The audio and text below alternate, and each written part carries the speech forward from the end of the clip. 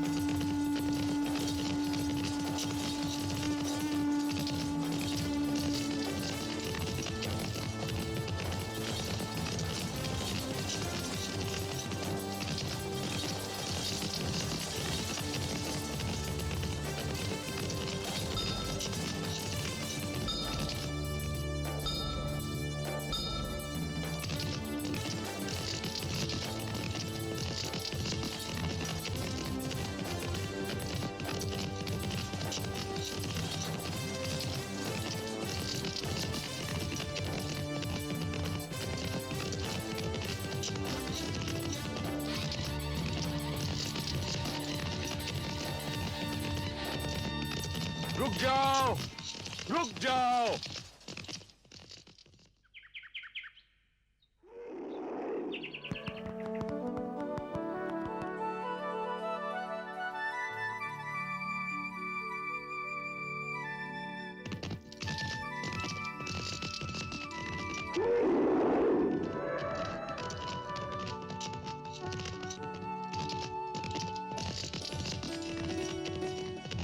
माते, ये स्थान पड़ाव के लिए उचित है।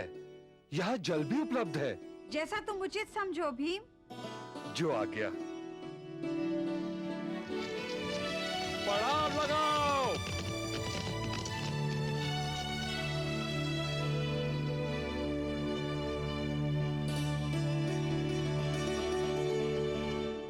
भानुमति, भानुमति,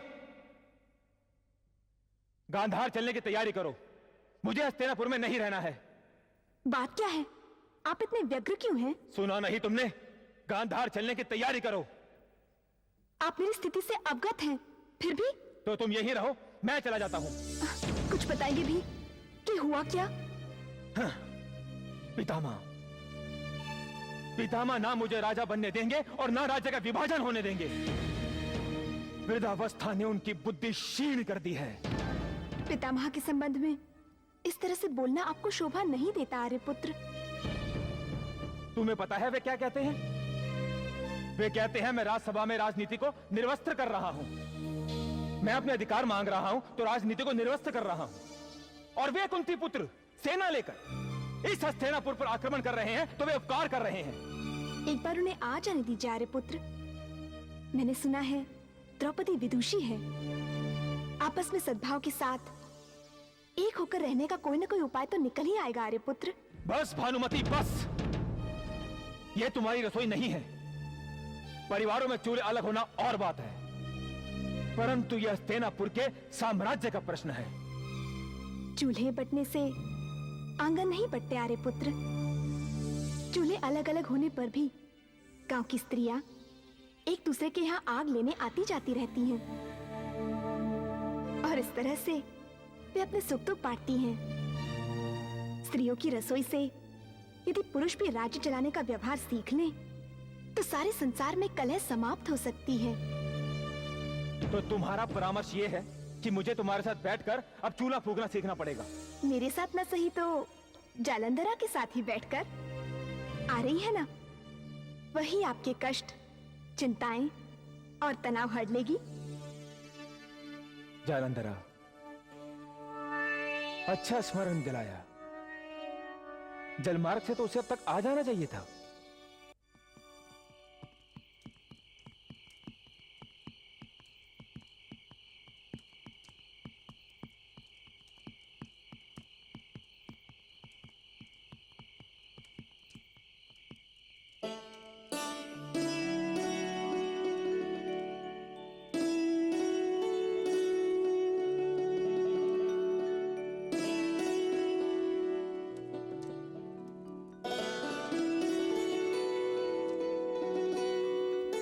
द्रौपदी,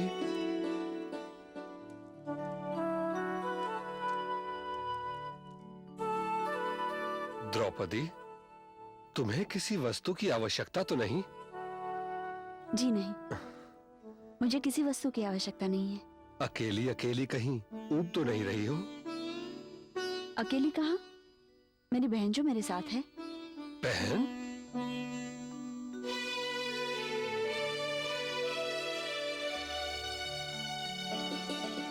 तुम? हाँ, मैं। भीम भैया, मैंने कहा था ना, जीवन अनिश्चितताओं और आश्चर्यों से भरा पड़ा है। दुख का कारण पता नहीं कब सुख का कारण बन जाए। उचित कहा था तुमने। परंतु जालंधरा, जी? तुम तो अपने भ्राता सुशर्मा के साथ जलमार्ग से जाने वाली थी। तुम्हारे भ्राता कहाँ है?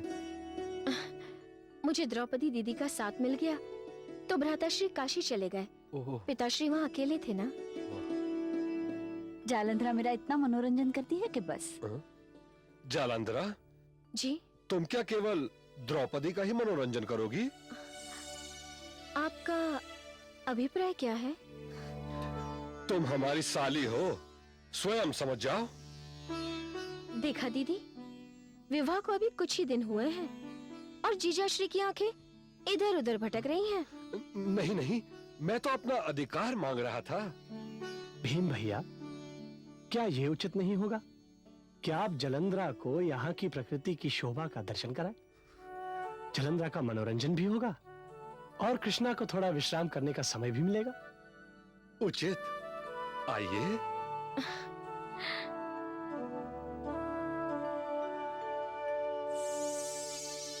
सखा, ये तुमने क्या किया? पहले से ही मेरे लिए प्रतियोगिता की व्यवस्था कर दी। कृष्णा, यदि तुम्हें अपना दाम्पत्य जीवन सुखी रखना हो तो अभी से एक बात समझ लो, ईर्ष्या सुखी दाम्पत्य जीवन में विष घोल देती है। पुरुष स्वभाव से ही भ्रमर है कृष्णा, इसलिए पुरुष से एक निष्ठा की अपेक्षा करना व्यर्थ है। यदि मिलती है तो यह सौभाग्य है और यदि नहीं मिलती तो उसे स्वीकार कर लेना ही श्रेयस्कर है। तो मुझे 5 पतियों से विवाह करने के लिए विवश क्यों किया? क्या मैं 5 पतियों से एकनिष्ठ रह पाऊंगी? रह पाओगी कृष्णा, इसीलिए तो आग्रह किया गया। तुम साधारण स्त्री नहीं हो कृष्णा। शरीर तो एक समय एक के साथ एकनिष्ठ रह सकता है, परंतु मन का क्या करें? मन पर तो किसी का वश नहीं है। यदि शरीर एक के साथ और मन किसी और के साथ हो, ये तो दोनों पतियों के साथ विश्वासघात होता है। फिर सांप फेरे लेते समय जो शरीर, मन, वचन, आत्मा और कर्म के साथ एकनिष्ठ रहने की प्रतिज्ञा ली थी, उसका क्या होगा सखा? तुम अपने आप को नहीं जानती हो कृष्णा, परंतु मैं तुम्हें तुमसे अधिक जानता हूं। यदि तुम ये प्रतिज्ञा पूरी नहीं कर सकती तो इस ब्रह्मांड में कोई ऐसी स्त्री नहीं है जो ये प्रतिज्ञा पूरी कर सके।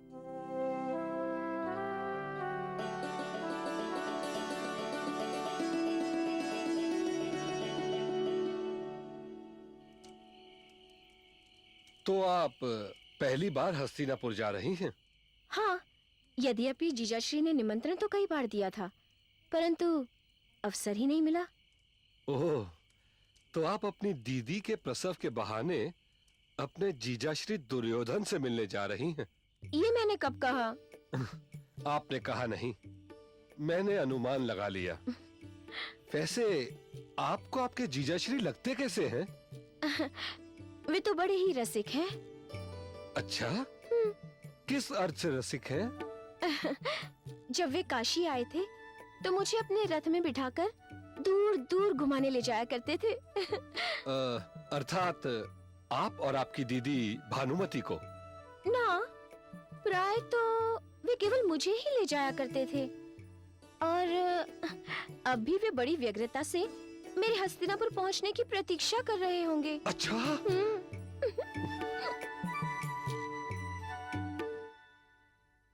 मामा श्री, उधर पांडवों की बारात निकल गई और इधर मेरे स्वप्नों की शव यात्रा।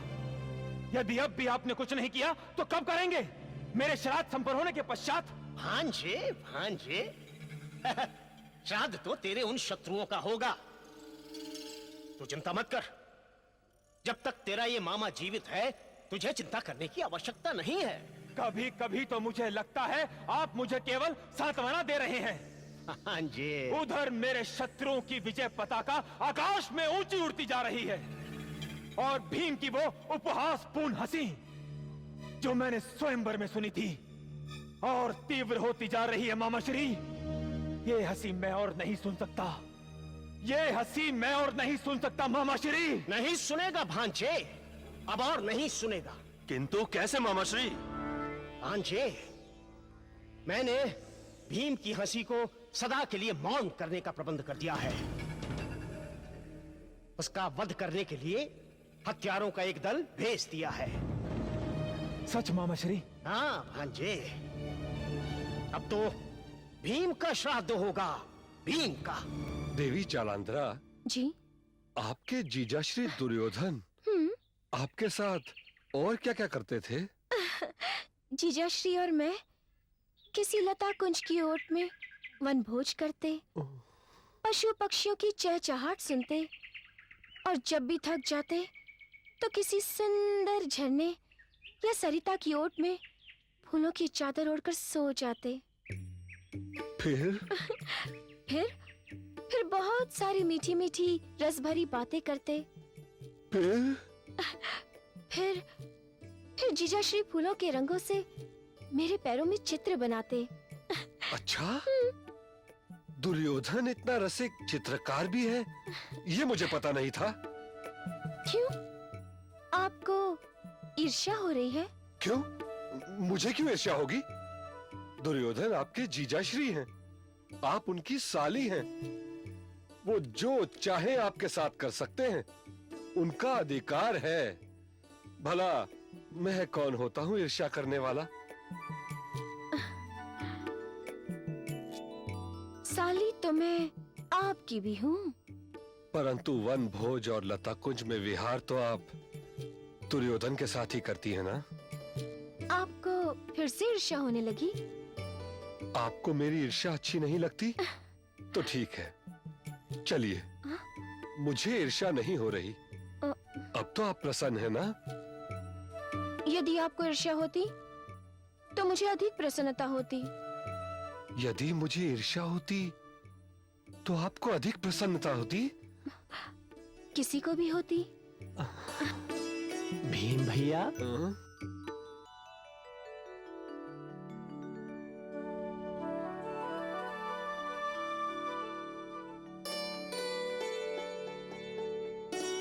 भेद का समय समाप्त हो गया हो तो चले। बड़े भैया आपकी प्रतीक्षा कर रहे हैं। तू यहाँ क्या कर रहा है? मैं तो केवल आपको बड़े भैया का संदेश देने आया था। संदेश देने का तुझे क्या यही समय मिला था? अब मैं क्या करूं भीम भैया, समय कुछ समय मैं कुछ नहीं देखता, बस टपक पड़ता हूं। अब आप ही बताइए, भादों की अंधेरी रात, कोई समय है जन्म लेने का? फिर भी मैंने जन्म लिया जब मैं 6 वर्ष का था। अब क्या तू मुझे अपनी पूरी आत्मकथा सुनाएगा? मैं तो मैं आ रहा हूं, तू चल जा।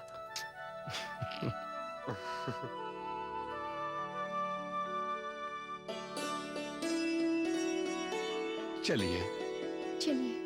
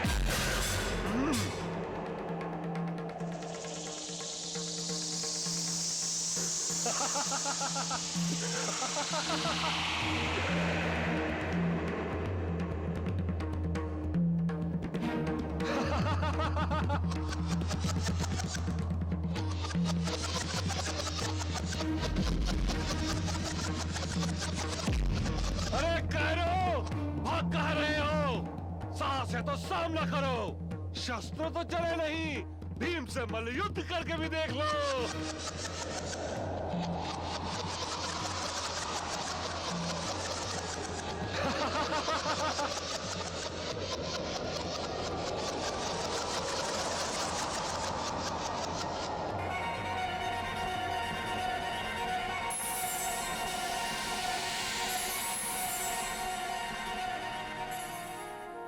जालंधरा,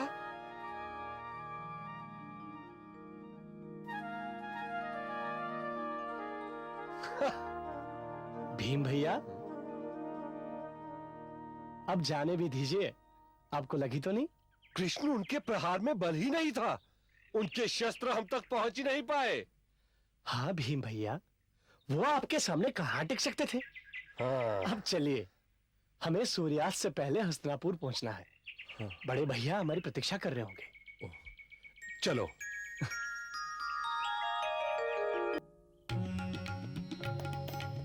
हाँ, इन्हें वहाँ लेकर जाओ। युवरागी, इन्हें कहाँ लगाऊं? इन्हें यहाँ द्वार पर लगवा दो। जो आगे। इन्हें कहाँ रखूं युवरागी? इन्हें भीतर कक्ष में ले जाओ। ये वाली यहाँ पर कुशला, लगाना। बंधनवारे पूरे लग गए? हाँ, लगवा दी है भाभी। अक्षत, हल्दी, कुमकुम की थाली तैयार है? हाँ भाभी, वही करवाने जा रही हूँ। तुशला, बारात पहुँचने वाली है, कब तैयार करवाओगी? रहने दो भानु, वो मैं देख लेती हूँ। दुश्शला, तुम जाकर देखो रसोइयों को किसी वस्तु की आवश्यकता तो नहीं। भंडार गृह तो आप संभाल रही थी, आप खुद ही पूछ लीजिए ना। तुशला, ये अवसर चिढ़ने का नहीं है। एक तो ऋतुवती बेचारी अपने सारे कार्य छोड़कर यहाँ हमारी सहायता कर रही है। तुम्हें तो उसका उपकार मानना चाहिए, परंतु तुम चिढ़ रही हो। उपकार आपको मानना है तो मानिए भाभी, मैं क्यों मानूं?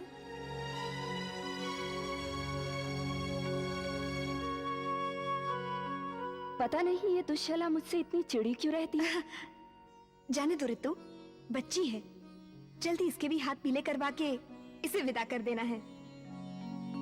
कोई अच्छा वर देखा है? जयद्रथ, तुम्हें कैसा लगता है? युवराज के मित्र अच्छे हैं, परंतु दुश्शला का मन जानना भी अच्छा रहेगा। क्यों? संभव है उसके मन में कोई और हो। भानु बहू,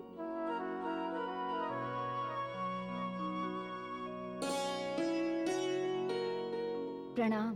पुत्रवती भव। मेरे मायके से ये उपहार आए हैं। ठीक है छोटी माँ, मैं इन्हें भीतर रखवाती हूँ। तुम क्यों कष्ट करती हो भानु, मैं रखवा देती हूँ। चलो। भानु बहू, इस अवस्था में तुम्हें इतना परिश्रम नहीं करना चाहिए बेटी। ये ठीक कह रही है भानु, इस स्थिति में इतनी देर खड़े रहना ठीक नहीं। तुम्हें जो भी आदेश देने हैं बैठ कर दो।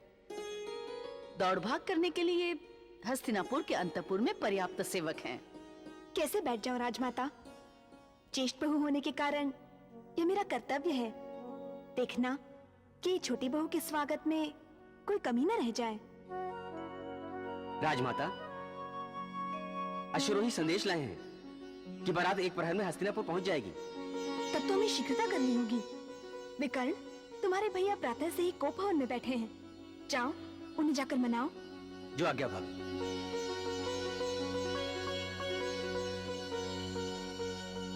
कोप भवन में क्या हुआ? वो भानु, सारी तैयारियां पूरी हो गई बहू। हाँ माते, परंतु आपने कष्ट क्यों किया? करना पड़ता है बहू, अन्यथा शंकाएं और संदेह सर उठाने लगती हैं कि दुर्योधन की माता पांडु पुत्रों के विवाह पर प्रसन्न क्यों नहीं है। उत्साह क्यों नहीं दिखा रही? गांधारी, शंका और संदेह का कारण होता है, और उसका बीज भी तो तेरे पुत्र ने ही बोया है। दुख का विषय ये है कि तेरा पति भी उस संदेह की पुष्टि कर रहा है। तो क्या करूं? दुर्योधन का गला घोट दूं या अपने पति की हत्या कर दूं? जैसे मेरा पुत्र संसार का सबसे नीच और निराधम। माते, ऐसे मंगल के समय अमंगल वचन न बोलिए। भानु ठीक कह रही है महारानी। भानु, चला मेरे साथ। अंतपुर की स्त्रियों को सूचित कर दे कि स्वागत के लिए तैयार रहे। चला।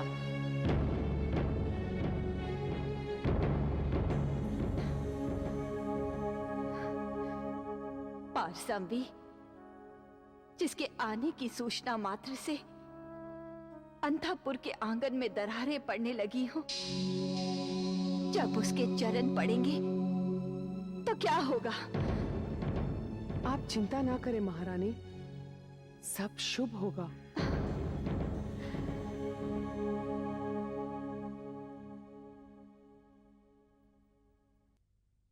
ये क्या भैया, आप अभी तक तैयार नहीं हुए? जिसे तैयार होना है हो जाए, मुझे कोई आपत्ति नहीं है, परंतु मुझे तैयार होना या नहीं इसका निर्णय मुझे करना है, किसी और को नहीं। युवराज, राजमाता की भी यही इच्छा है। राजमाता की इच्छा ही है ना, आज्ञा तो नहीं। राजमाता की इच्छा भी आज्ञा के बराबर होती है युवराज। भैया, आप अन्यथा ना लें तो मैं कहना चाहूंगा कि इस तरह से रूठना स्त्रियों को शोभा देता है, पुरुषों को नहीं। विकर्ण, मुझे स्त्री कहता है? मैं स्त्री हूं? मैं तेरा सर काट डालूंगा। तो काट डालिए, परंतु मैं अपने स्वभाव से विवश हूं। मैं वही कहता हूं जो मुझे सत्य लगता है, और सत्य ये है कि आप कैकेयी की भांति कोप भवन में पड़े हुए हैं, क्योंकि एक स्त्री जो आपको न मिल सकी, आपके चचेरे भाइयों को मिल गई। विकर्ण, मैं अपना अपमान सहन कर सकता हूं, परंतु मेरे शत्रुओं की प्रशंसा करके अपने परिवार के विरुद्ध यदि तू या कोई भी गया तो मैं ये कभी सहन नहीं करूंगा। भैया, परिवार तो द्रौपदी के स्वागत के लिए तैयारी कर रहा है, अकेले आप हैं जो शोक मना रहे हैं। विकर्ण, ये क्या कर रहे हो मित्र, क्या कर रहे हो तुम? द्रौपदी तो यही चाहेगी कि कौरव भाइयों में वैमनस्य हो, ताकि वो अपने पिता के अपमान का प्रतिशोध ले सके। यही तो चाहेगी वो। और मुझे ये देखकर आश्चर्य हो रहा है कि तुम जैसा बुद्धिमान और यशस्वी क्षत्रिय एक स्त्री की नीतियों से चालित होने जा रहा है। छी! नहीं नहीं मित्र, उसे इतना मूल्य मत दो जिसके योग्य वो नहीं है। कर्ण, थोड़े समय पहले तो तुम द्रौपदी का गुणगान कर रहे थे कि वो कुंती पुत्रों की शक्ति है, वो उन्हें कभी अलग नहीं होने देगी। वे उसके पति हैं, उसके पति हैं वे, तुम नहीं। तो तुम ये चाहते हो कि मैं उस स्त्री से डर जाऊं? उसके ठीक विपरीत तुम्हारे लिए यह उचित होगा कि तुम सबको दिखा दो कि द्रौपदी के आने से तुम्हें कोई अंतर नहीं पड़ा है। तुम अपनी उपस्थिति से यह सिद्ध कर दो कि उसकी उपस्थिति तुम्हें विचलित नहीं कर सकती मित्र। यही तुम्हारी विजय होगी और द्रौपदी की हार।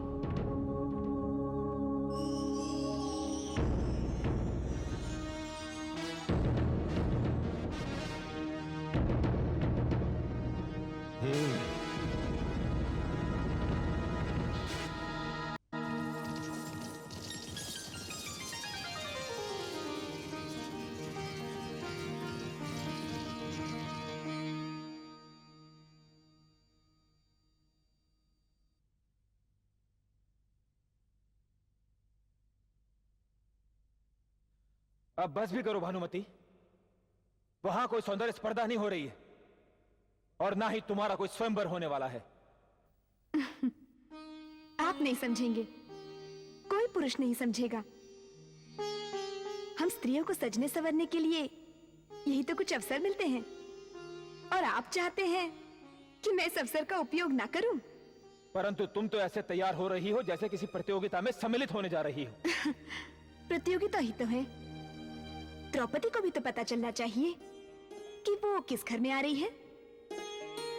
द्रौपदी के पास तो अनंत सौंदर्य है, किंतु हमें वो कमी अपने साज श्रृंगार से ही पूरी करनी पड़ेगी। तो तुम क्या द्रौपदी से कम सुंदर हो? यदि मैं द्रौपदी से अधिक सुंदर होती तो आप उसे स्वयंवर में जीतने क्यों जाते? वाद्य प्रारंभ हो गए हैं भानुमति, अब जो भी करना है शीघ्र करो, अन्यथा मैं अकेला ही चला जाता हूँ। आर्यपुत्र, कहा तो आप जाने को तैयार नहीं थे और अब इतने उतावले? क्या द्रौपदी को देखने के लिए? क्षमा करें, मैं तो यूं ही परिहास कर रही थी। चलिए।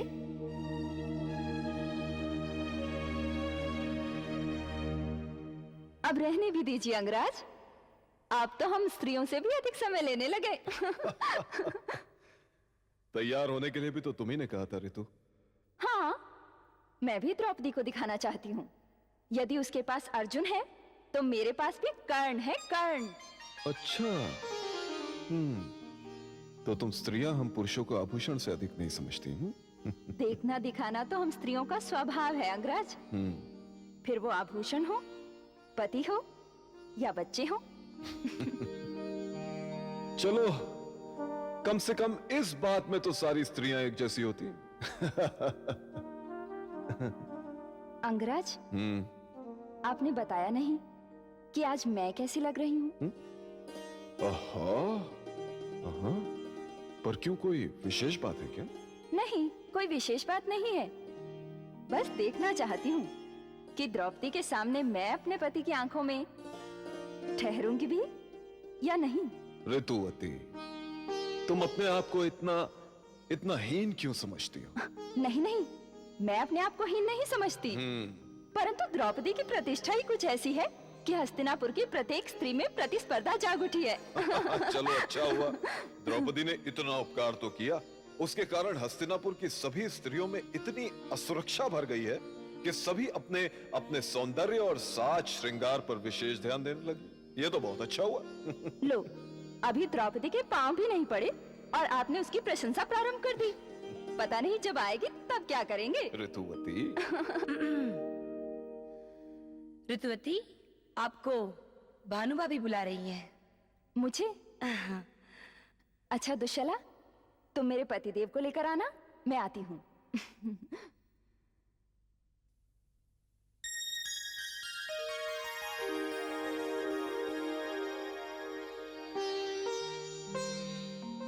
कर्ण,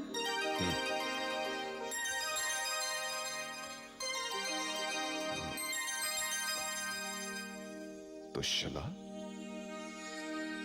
आज तो तुम कुछ अलग सी लग रही हो।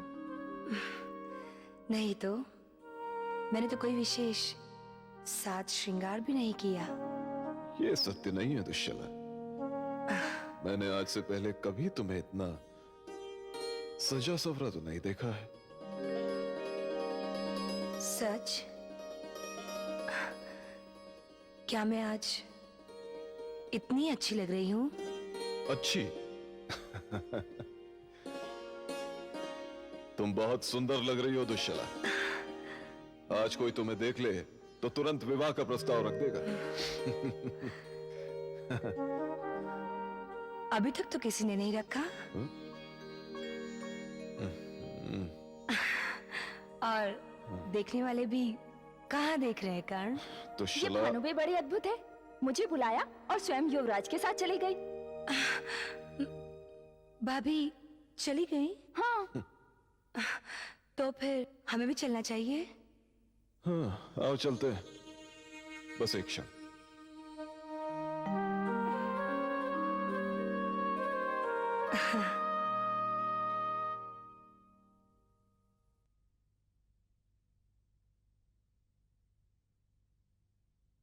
प्रणाम माते।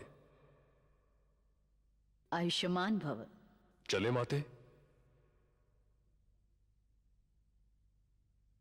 पुत्र, मैंने पता नहीं हस्तिनापुर की कितनी बहुओं का स्वागत किया है, हर बार इस आशा के साथ कि इस बहू के चरण हस्तिनापुर के लिए मंगलमय होंगे। किंतु मेरी आशा कभी वास्तविकता नहीं बनी पुत्र। और आज एक और बहू का स्वागत करने जा रही हूं। माते, आप निराश न हो। सुनिए, वाद्य भी बजने आरंभ हो गए हैं। लगता है बारात द्वार पर पहुंचने वाली है। आइए माते, आइए।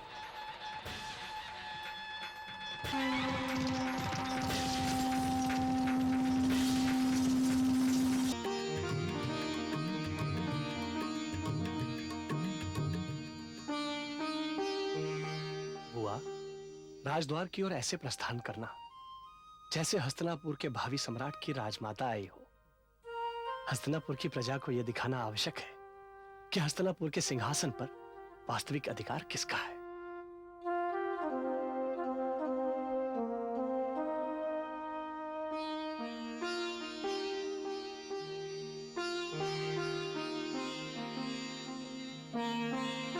प्रणाम राजमाता। आयुष्यमती भव पुत्री।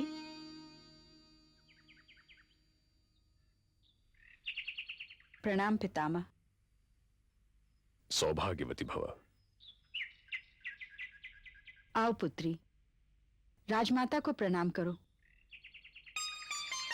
सौभाग्यवती भव। जैसा सुना था उससे 100 गुना पाया। गुरुओं के महान राजवंश में तुम्हारा स्वागत है पांचाली।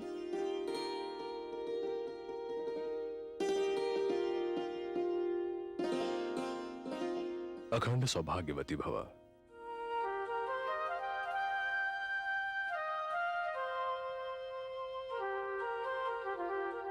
आयुष्मान भव।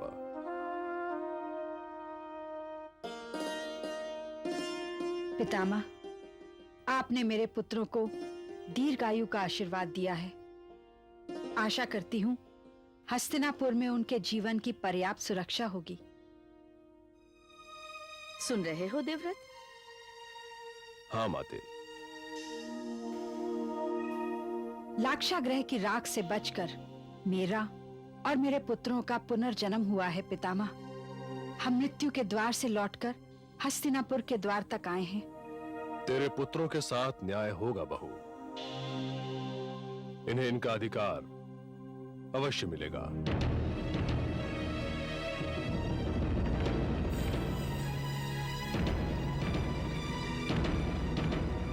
ये मेरा आश्वासन है।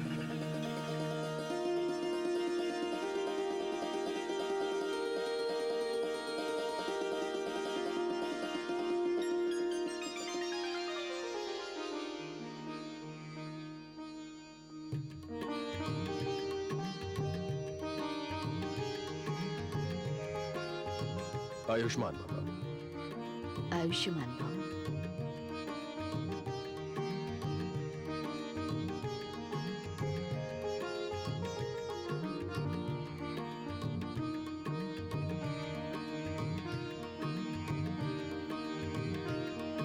प्रणाम महाराज। हस्तिनापुर की ओर से तुम सभी का स्वागत है। गांधारी। कुंती, हम तो आशा छोड़ चुके थे कुंती। परंतु आशा ने हमें नहीं छोड़ा गांधारी। तुम्हारे द्वार पर लाकर दोबारा खड़ा कर दिया। ये द्वार तेरा भी तो है कुंती। अच्छा बहू को ला। भानु, नववधु का स्वागत करो।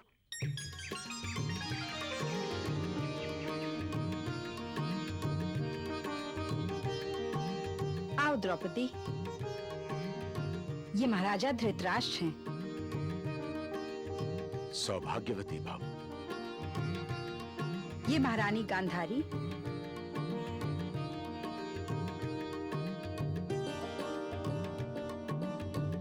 और ये भानुमति, दुर्योधन की पत्नी। आओ।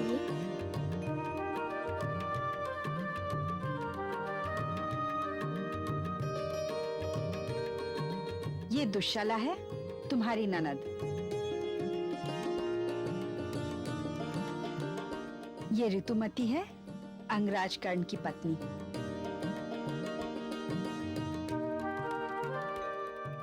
और ये पार्समवी है, विदुर की पत्नी। अखंड सौभाग्यवती भव।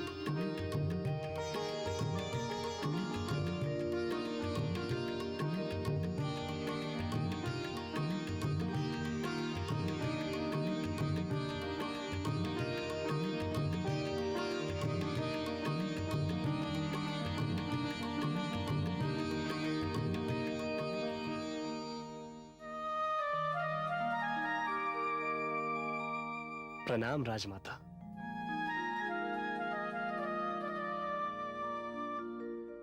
सुना था तुम चमत्कार करते हो, आज देख भी लिया।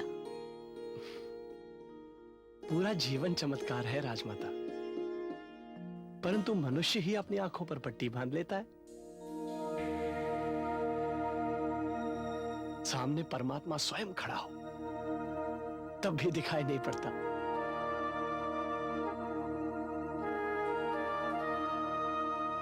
प्रणाम पितामह। आयुष्मान भव देवकी नंदन। धृष्टद्युम्न। राजमाता ये धृष्टद्युम्न है, पांचाल नरेश अग्रसेन द्रुपद के पुत्र और द्रौपदी के भाई। प्रणाम राजमाता। आयुष्मान भव। प्रणाम पितामह भीष्म। आयुष्मान भव वत्स। हस्तिनापुर में तुम्हारा स्वागत है। महाराज द्रुपद कैसे हैं? सकुशल है और आशा करते हैं कि द्रौपदी हस्तिनापुर और पांचाल के बीच एक सेतु का कार्य करेगी।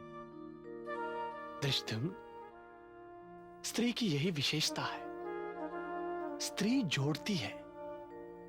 दो नितांत अपरिचित परिवारों को जोड़कर उनके बीच आत्मीय संबंध स्थापित करती है। कल के शत्रु आज के संबंधी बन जाते।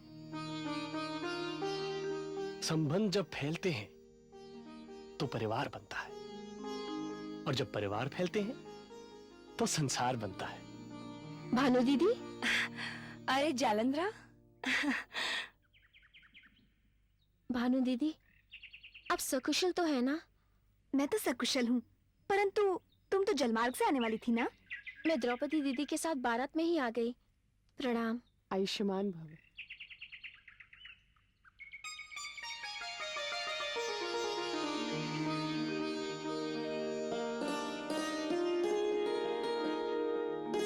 आयुष्मान भव।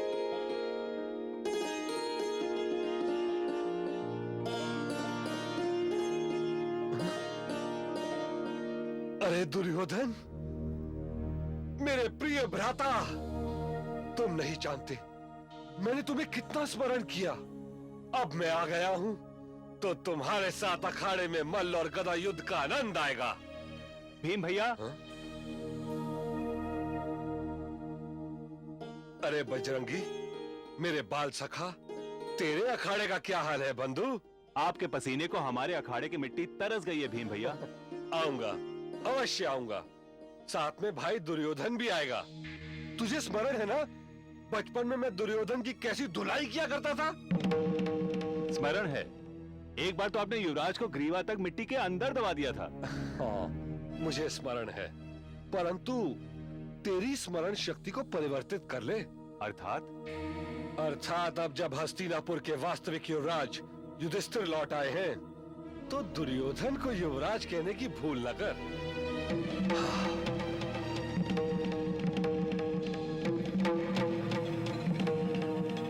आंजे।